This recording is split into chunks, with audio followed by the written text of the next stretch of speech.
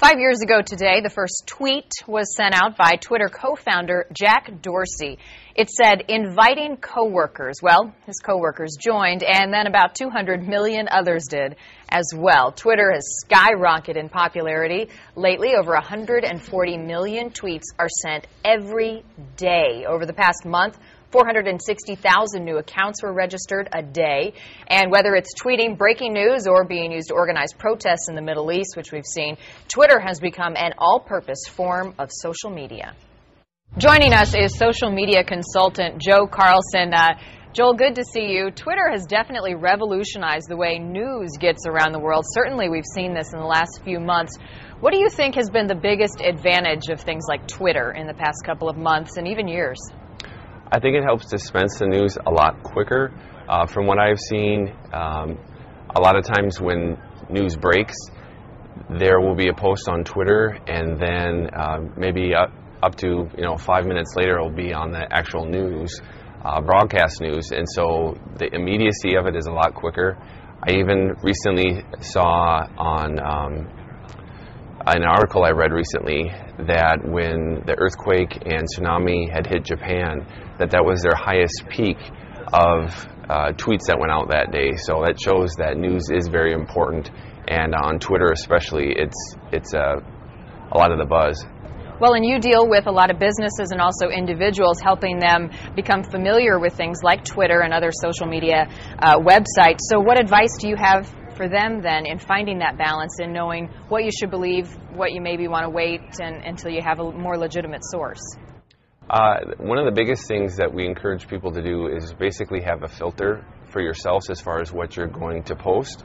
But then also too, like you said, when you're reading things, maybe not take it for its word. I mean, sometimes there are resources, certain networks that you can rely on to be pretty accurate. One other thing I wanted to mention too, as far as the news that I've also noticed is, especially with newspaper articles, that people will retweet, in a sense repeat an article they've read, but they'll also give their own commentary with that too. So that's kind of a different way that Twitter's being used, that's different from other news sources. How has something like Twitter changed the way that we communicate with each other? Yeah, that's a good question. It's kind of interesting because with Twitter you're only allowed to use 140 characters, so the dialogue is a little bit different. It's somewhat similar to when people are sending a text message to each other. It may be a little bit more brief and you don't get necessarily all the details, but I have seen, even though Twitter quite frequently is referred to as microblogging, I have seen conversations sometimes, for an example, when people are watching a show, say, such as American Idol, there'll be this, in a sense, group conversation of what's going on, what a person wore, who got voted out, and so it can be kind of interesting just to follow that, maybe not participating in it, but just in a sense crowdsourcing what's going on, what's the buzz. Seems like something like Twitter is mainly used by a lot of celebrities, big companies, which you deal with, and also we in the media use Twitter a lot to make sure people know what we're working on, what stories are coming up on the news each night. Why do you think that it hasn't been adopted on a large scale by individuals yet, something like Facebook has? Well, I think the one advantage that Facebook did have is that it was first started with college students, so it, in a sense, created its own base.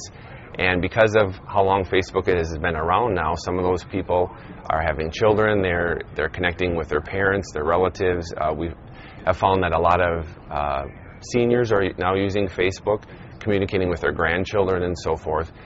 Twitter, like you said, has become more of a media and professionals network. It may be by many considered the number 2 platform. I still see it as a very valuable asset. Yeah, we'll have to see where it goes. I know someone like Charlie Sheen has lots of tweets out there and millions of followers, so yes. I don't know if that's a good or a bad thing. Joel Carlson, thanks so much for your time tonight. Thank you.